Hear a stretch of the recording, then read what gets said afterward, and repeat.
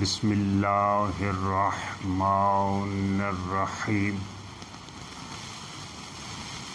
الحمد للہ رب العالمین وصلی اللہ علی محمد وآلہ الطیبین الطاہرین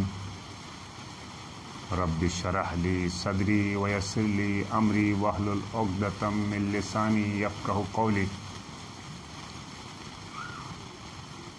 بسم اللہ الرحمن الرحیم والعصر ان الانسان لفی خسر الا الذین آمنوا وعملوا الصالحات وتواصوا بالحق وتواصوا بالصبر صدق اللہ العلی العظیم۔ میں نے جس سورہ کی تلاوت کا شرف حاصل کیا اس کی شان نزول کے سلسلے میں علامہ فخر الدین رازی نے تفسیر کبیر میں اور علامہ جلال الدین سیوطی نے تفسیر دور منشور میں اور علامہ طبرسی نے تفسیر مجموع بیان میں تحریک کیا ہے کہ ابو جہل اور ولید بن مغیرہ وغیرہ کفار مکہ نے پیغمبر اکرم پر ایمان لانے والوں سے کہا کہ تم نے اپنے بزرگوں کے دین کو چھوڑ کر نقصان اٹھایا ہے اور تم خسارے میں ہو، تو اس موقع پر سورۃ العصر کا نزول ہوا جس میں مومنین کی کامیابی اور ابو جہل و ولید اور ان جیسے سرکش و ہم خیال افراد کے خسارے کا اعلان کیا گیا ہے۔ سورہ عصر کے فضائل کے بارے میں امام جعفر صادق علیہ السلام نے فرمایا، جو نوافل میں سورہ عصر پڑھا کرے گا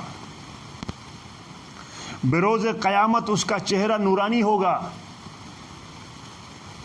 اور مسرور و شادمان خنکی چشم کے ساتھ جنت میں داخل ہوگا۔ اور فرمایا کہ اگر نماز عشاء کے بعد لکھ کر کوئی اپنے پاس رکھیں اور حاکم کے پاس جائیں تو امان ہوگی، اگر کسی مدفون چیز پر اسے پڑھا جائے تو وہ محفوظ رہے گا، اگر بخار والے پر سورہ عصر کو پڑھا جائے تو آرام ملے گا، اور جو سورہ عصر کو بے کثرت پڑھتا ہے تو اس کا خاتمہ صبر پر ہوگا اور بروز قیامت اصحاب حق میں اس کا شمار ہوگا۔ والعصر اس سورہ میں کہا جا رہا ہے والعصر، قسم ہے زمانے کی، واو کے معنی قسم کے ہیں، اور قسم میں دو باتیں خصوصاً مقصود ہوتی ہے۔ نمبر ایک، قسم کے ذریعے مخاطب کے ذہن میں یقین و محکم پیدا کرنا مقصود ہوتا ہے۔ دوسرے، جس چیز کی قسم کھائی جاتی ہے اس کی عظمت و محبوبیت کا اظہار مقصود ہوتا ہے۔ کبھی محبوب سے منسوب شے کی قسم کھا کر محبوب کی انتہائی قربت کا اظہار کیا جاتا ہے، کبھی اپنے سے عظیم ذات کی قسم کھاتے ہیں، لیکن خداوند عالم تمام کائنات کا خالق و مالک ہے، وہ جس ذات کی اور یا جس چیز کی جس شے کی قسم کھاتا ہے اس سے اس شے و ذات کو عظمت عطا کرنا اور خدا سے اس کی قربت کا اظہار مقصود ہوتا ہے۔ العصر، مفسرین نے العصر کے کئی معنی تحریر کیے ہیں۔ نمبر 1، نماز عصر کا وقت۔ نمبر 2، مطلق زمانہ۔ نمبر 3، مخصوص زمانہ۔ نمبر 4، زمان رسول۔ نمبر 5، امام مہدی علیہ السلام کے ظہور کا زمانہ۔ لیکن سورہ عصر کے نزول سے واضح ہے کہ یہاں العصر سے مراد خاص زمانہ ہے یا مطلق زمانہ مراد ہے، کیونکہ حیات انسانی و عمل انسانی کا تعلق زمانے ہی سے ہے، اور زمانہ ابتدائے عالم سے عجائب و غرائب و انقلابات پر مشتمل ہے، یا کوئی خاص زمانہ مراد ہے کہ جس میں کوئی خاص عمل و صورت واقع ہوئی ہو۔ دونوں صورتوں میں زمانہ ظرف ہے اور انسان مظروف ہے کہ جسے انقلابات زمانہ سے سابقہ رہتا ہے، تو یقیناً وہ زمانہ تمام ازمنہ سے افضل و اشرف ہوگا۔ ایسا زمانہ کہ جس میں طاقت و نیکی کی کثرت ہوگی، یقیناً وہ زمانہ ظلم و جور سے پاک ہوگا۔ اسی زمانے کی پیغمبر اکرم کا یہ ارشاد وضاحت کرتا ہے کہ جسے تمام علماء اسلام نے نقل کیا ہے کہ پیغمبر اکرم صلی اللہ علیہ وآلہ وسلم نے فرمایا، جب مہدی آخر زمان کا ظہور ہوگا تو وہ زمین کو عدل و انصاف سے اس طرح بر دے گا جس طرح ظلم و جور سے بر چکی ہوگی۔ پیغمبر اکرم صلی اللہ علیہ وسلم نے اسلام کے کمالات کے آخری وارث و نائب امام مہدی کا جب ظہور ہوگا تو آپ ظلم و کفر کو ختم کریں گے۔ حضرت عیسیٰ علیہ السلام نازل ہو کر صحن کعبہ میں آپ کی بیعت کریں گے اور آپ کے پیچھے نماز پڑھیں گے، اور اس کے بعد زمین پر صرف دین اسلام ہوگا۔ یقیناً وہ زمانہ تمام ازمنہ سے افضل ہے۔ اسی بنا پر ائمہ اہل بیت علیہ السلام کے نزدیک العصر زمانہ سے مراد امام مہدی علیہ السلام کے ظہور کا زمانہ ہے۔ اس کے بعد اگلی آیت میں ارشاد ہوتا ہے، آیت نمبر 2 میں، ان الانسان لفی خسر، جیسے ہم نے پہلے ذکر کیا العصر،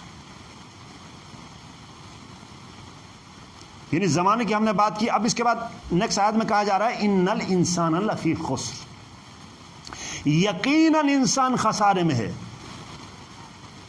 یہاں انسان سے نزول کے لحاظ سے ابو جہل و ولید ابن مغیرہ وغیرہ مراد ہیں، لیکن مفہوم کے لحاظ سے ہر وہ انسان مراد ہے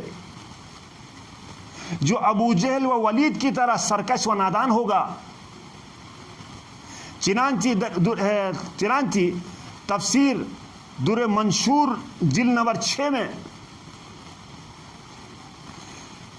6 میں جناب عبداللہ ابن عباس رضی اللہ تعالیٰ عنہ سے مروی ہے کہ سورہ عصر میں انسان سے ابو جہل و ولید ابن مغیرہ مراد ہے، جہاں سے جہاں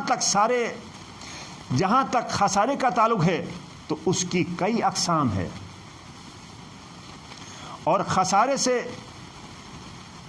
اگر خسارے سے ایمان نہ لانے کی صورت میں آخرت کی ابدی تباہی مراد ہو تو اس خسارے میں ابو جہل و ولید کی طرح ہر انسان ایک ساتھ ہوگا۔ لہذا اگر اس فانی و مختصر زندگی کے بدلے میں ابدی راحت و آرام کی زندگی حاصل ہو جائے،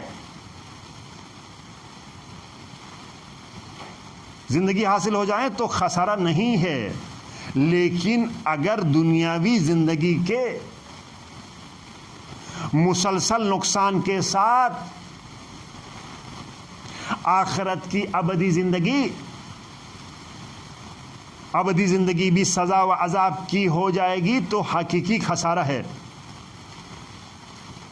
اسی بنا پر پیغمبر اکرم صلی اللہ علیہ وآلہ وسلم کا ارشاد ہے، بروز قیامت قدم قدم پر ہر اس شخص سے 4 سوال کیے جائیں گے۔ پہلا، اپنی عمر کس کام میں فنا کر دی؟ نمبر 2، اپنی جوانی کو کس کام میں مبتلا کیا؟ نمبر 3، اور مال کہاں سے حاصل کیا اور کہاں خرچ کیا؟ اور چوتھا، ہم اہل بیت کی محبت کے متعلق سوال کیا جائے گا۔ غرض انسان کو ابدی خسارے سے نجات دلانے اور دنیاوی زندگی میں ذہنی سکون عطا کرنے کے لیے سورہ عصر میں 4 اصول بیان کیے گئے ہیں۔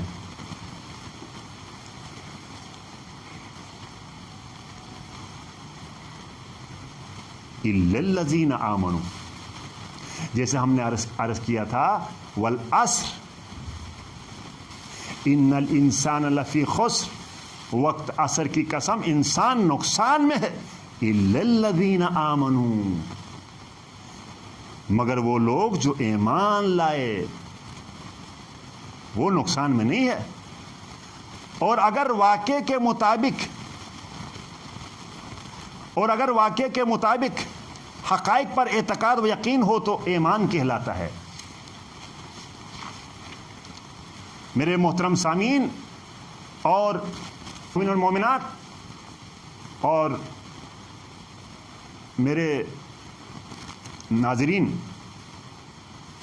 اِلَّا الَّذِينَ آمَنُوا، مگر وہ لوگ خسارے میں نہیں ہیں جو لوگ مومن ہو گئے۔ لہذا مومن کے لیے عقائد کے لحاظ سے اپنے آپ کو مضبوط کرنا چاہیے، یعنی سب سے پہلے مومن کے لیے، یعنی عقائد کے لحاظ سے مومن ہونا، یعنی توحید و عدل و نبوت و امامت و قیامت پر عقیدے کا مضبوط کر لینا ہے۔ لہذا دوسرا اصول، وَعَمِلُوا الصَّالِحَاتِ، وَعَمِلُوا الصَّالِحَاتِ،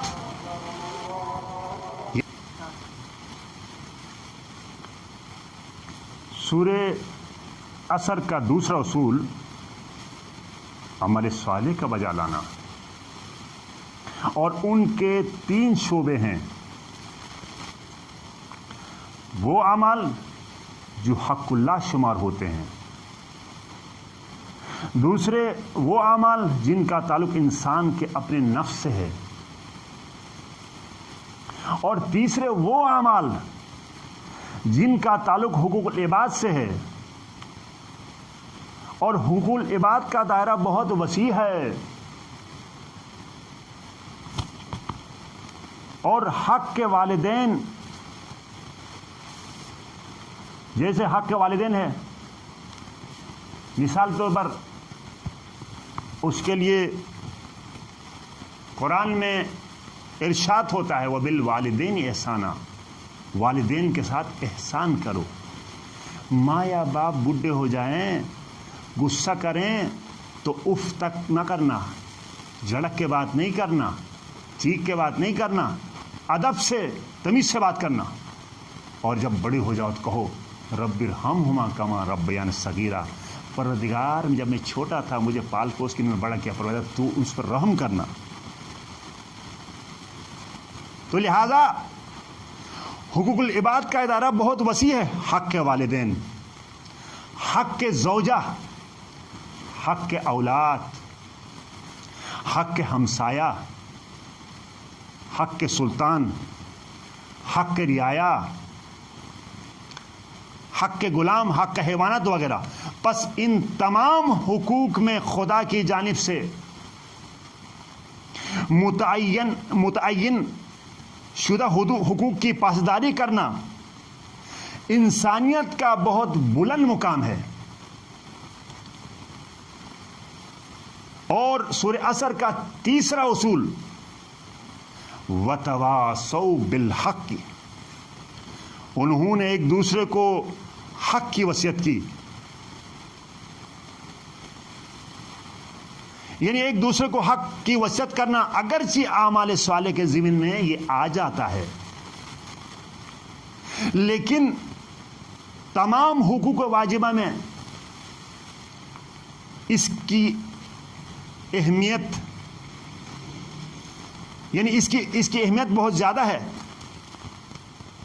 اس کو اہمیت حاصل ہے، اس لیے اس کو الگ بھی ذکر کیا گیا ہے. سورہ عصر کا چوتھا اصول وتواصوا بالصبر، یعنی انہوں نے ایک دوسرے کو صبر کی تلقین کرنا، یعنی ایک دوسرے کو مصائب و آلام کے مقامات پر تلقین کرنا، یہ بھی عمل صالح کے ضمن میں آ سکتا ہے، لیکن اہمیت کے پیش نظر اس کو بھی الگ ذکر کیا گیا ہے.